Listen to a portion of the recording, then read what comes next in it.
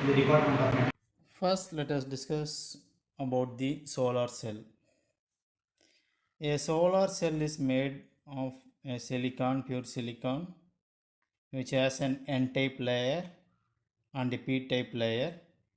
Both these N-type and P-type layers are clubbed together and a junction is formed. So, a single cell can produce only a tiny amount of electricity, which can light up a small bulb.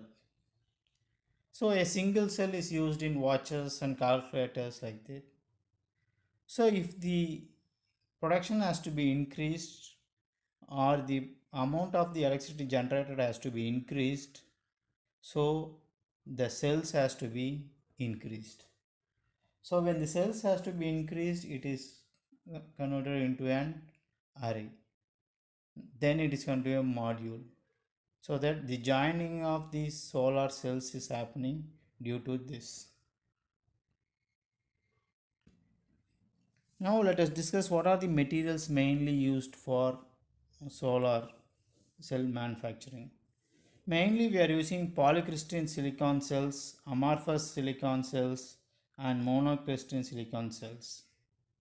So in the processing of the solar cell, what happens is the silicon materials are kept at the center part, and then by using the glazing materials it is clubbed together and it is sealed together. Once if the solar cell is sealed together, it cannot be separated easily. It is not detachable. So if it has to be taken outside, the solar silicon cell has to be taken outside, the solar cell has to be broken into pieces. So that is, after that it will not be made for use. So this is the main disadvantage of the solar cell. So when we are considering the solar cell, what is the lifetime? The expected lifetime of the solar cell is about 30 years. So maybe around 30 years.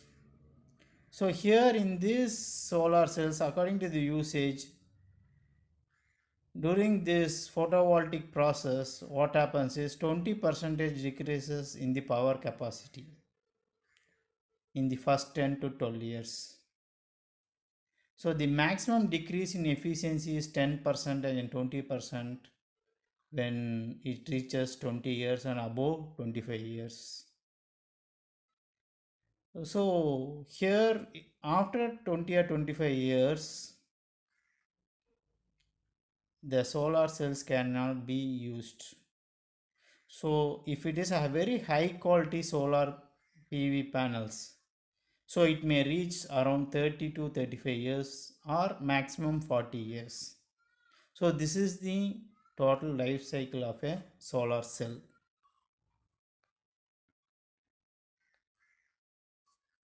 Now let us see how this solar cell is made of.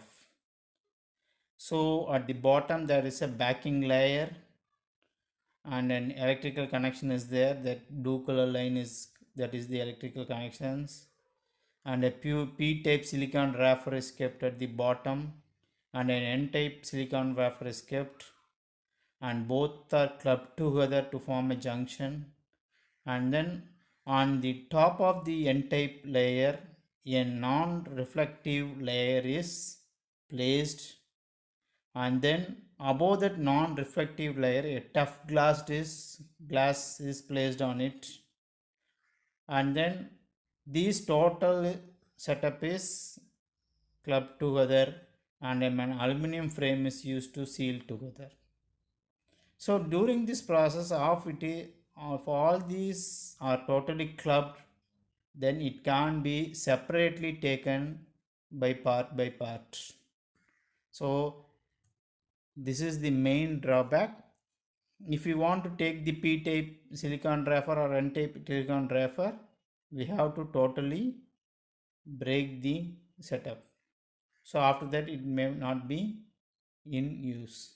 So this is the major difficulty in solar cells.